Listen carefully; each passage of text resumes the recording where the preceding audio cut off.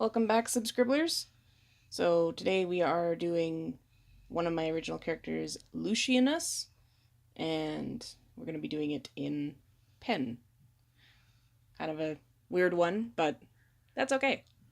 Also, I found it really interesting that you pronounced his name as thoroughly as you did, because I think I messed it up every single time I say it. Possibly.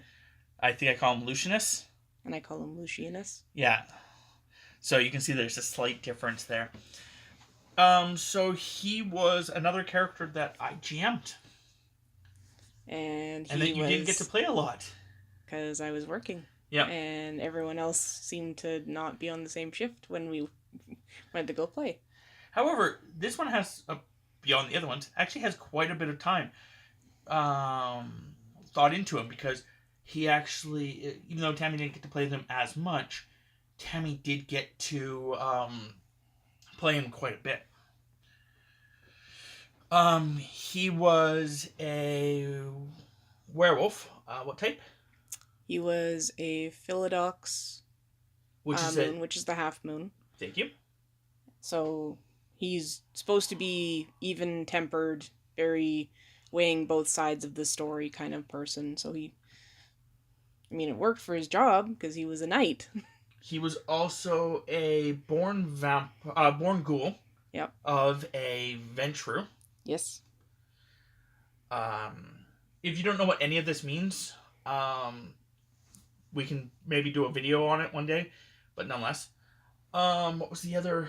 So on his chest there, that is the symbol for where he came from, which is the city of Atlantis.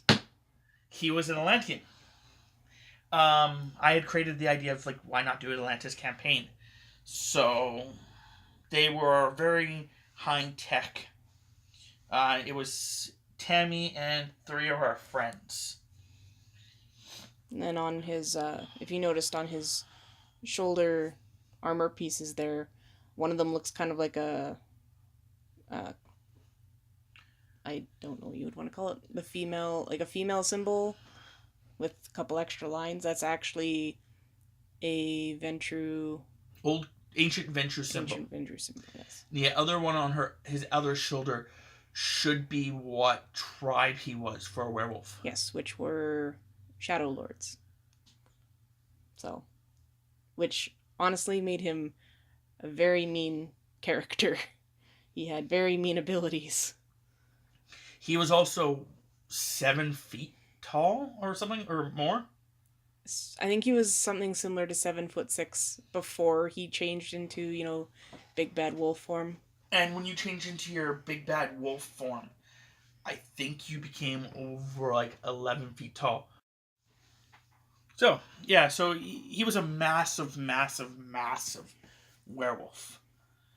On top of just being in an old city with an old clan and the whole shebang. So, yeah, he ended up becoming the Royal Knight of the Princess. Yeah. And, yeah, he was, definitely had an interesting time because he had a lot of children. Yeah, well, we'll get to that later because we do have other videos that we have to go over his stuff. So, going to the beginning, he was in charge of protecting the princess, who was a human, but she was also, she was a ghoul, sorry. But she was a born ghoul of all 13 clans. She was meant to be the perfect queen of Atlantis. She was protected by your character, and we also hired the others and stuff like that to venture with us. Because I think we originally went with the idea that each clan would have a representative on the boat, because we were traveling the world, spreading not sure really we were spreading anything, just more venturing because the queen wanted to. But anyway, you also had a sword, I think, at one point that was corrupted by demons.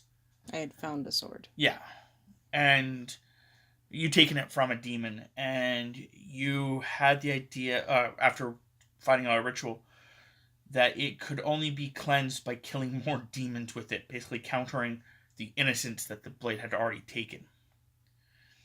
So you guys went around hunting down demons. You also were a skilled combatant and trained people. Yep. And